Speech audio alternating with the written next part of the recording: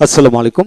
তীর উচ্চারণ হয় না এমন ওয়ার্ডগুলো নিয়ে আজকের এই ভিডিও লেকচারে আমরা আলোচনা করব। আপনার যদি ইংরেজিতে শতভাগ দক্ষ হতে চান, আপনাকে প্রনাউন্সিয়েশনের উপর শতভাগ দক্ষ হতে হবে।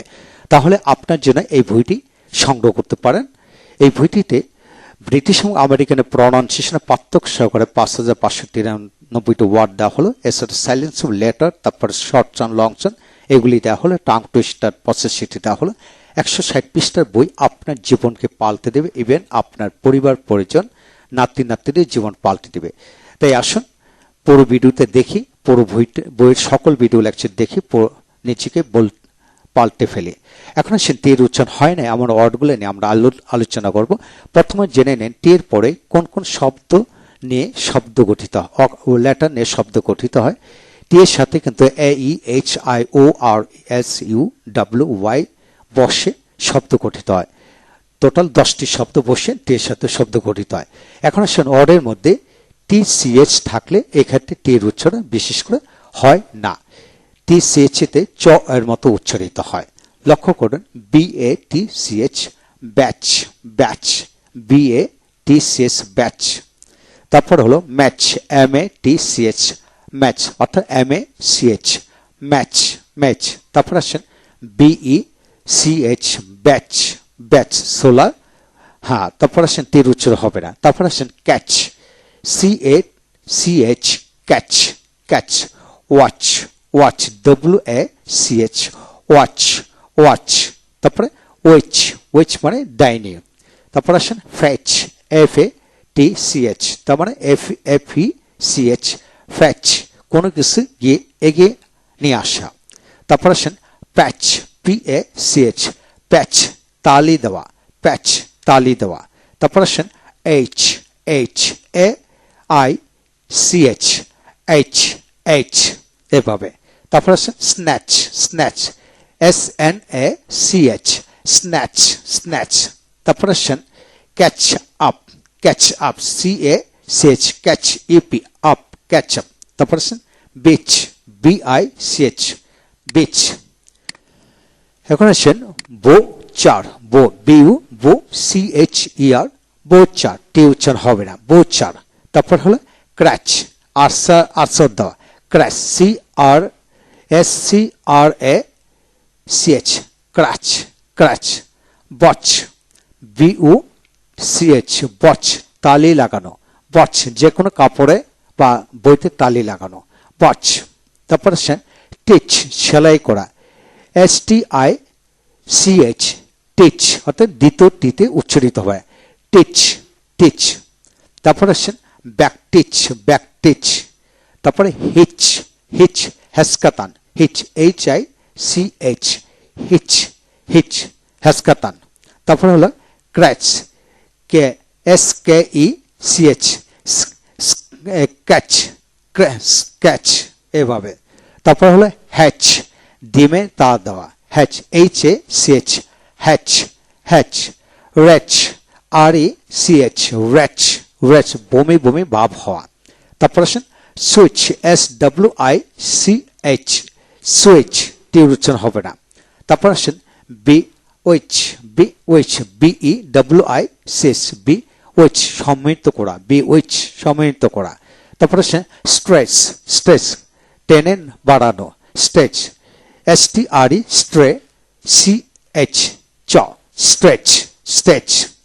তারপরে সোয়াচ, নমুনা, SWACH সোয়াচ, নমুনা। তো এইভাবে প্রতিটি শব্দ আপনি বানান করে পড়তে থাকেন, ইনশাআল্লাহ প্রতিটি শব্দ আপনাকে এগিয়ে নিয়ে যাবে।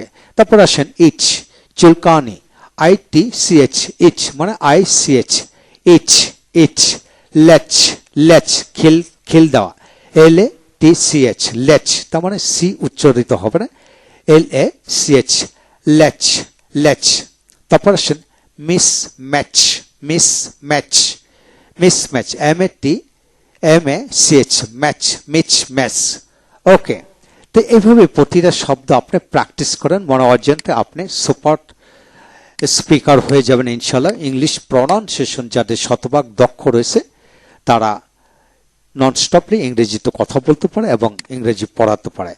তারপর আসেন আরো কিছু শব্দ আমরা এখান থেকে শিখে নেব টিতে। যেমন এখানে অডের মধ্যে STE বা STL থাকলে টির উচ্চারণ বিশেষ করে হয় না। যেমন listen, listen, LI listen, SEN, listen, listen, টির উচ্চারণ হবে না, লিসন।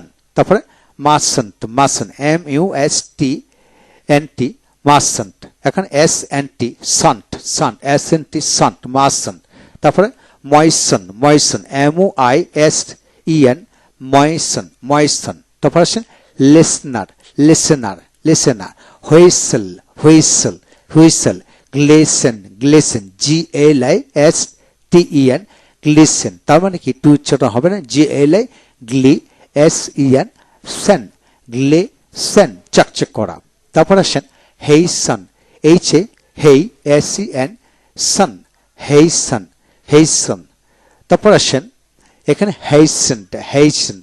তারপর আসেন ফাসন, FAS, FA ফা, FA ফা, SEN, সন, ফাসন, ফাসন।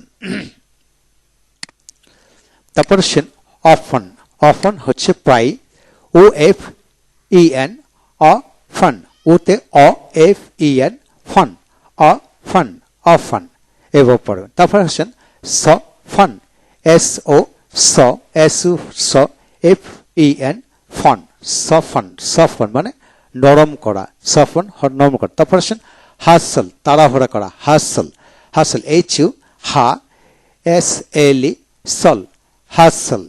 রাসল, রাসল, castle, castle, wrestle, WRESTLE, wrestle. তার মানে RES রে, RE তে রে, SLE সল, রেসল। এখানে W এবং T দুটো উচ্চারণ হবে না এবং শেষের ইউ উচ্চারিত হবে না। তারপর আসেন নেসলে, নেসলে, NES, নেসলে, লে, নেসলে, নেসলে। তারপর থ্রিসল, বেজানা, থ্রিসল, THI three, THA three, SLE সল, থ্রিসল। তারপর আসেন বাসল, BU বা, BU বা, SLE সল, বাসল। এইভাবে প্রতিটা শব্দকে আপনি প্র্যাকটিস করেন, ইনশাআল্লাহ সমস্ত জীবনের জন্য আপনি এগিয়ে যাবেন। তাহলে আজকে এই পর্যন্তই, ভালো থাকুন। যারা ইংলিশে ননস্টপলি কথা বলতে চান তারা প্রনাউন্সিয়েশনের উপর শতভাগ গুরুত্ব দিবেন এবং তারা এই বইটি সংগ্রহ করতে পারেন। পরবর্তী ক্লাসে আমরা ইউ এর উচ্চারণ হয় না এমন শব্দগুলো নিয়ে আলোচনা করব। ভালো থাকুন। Thank you very much.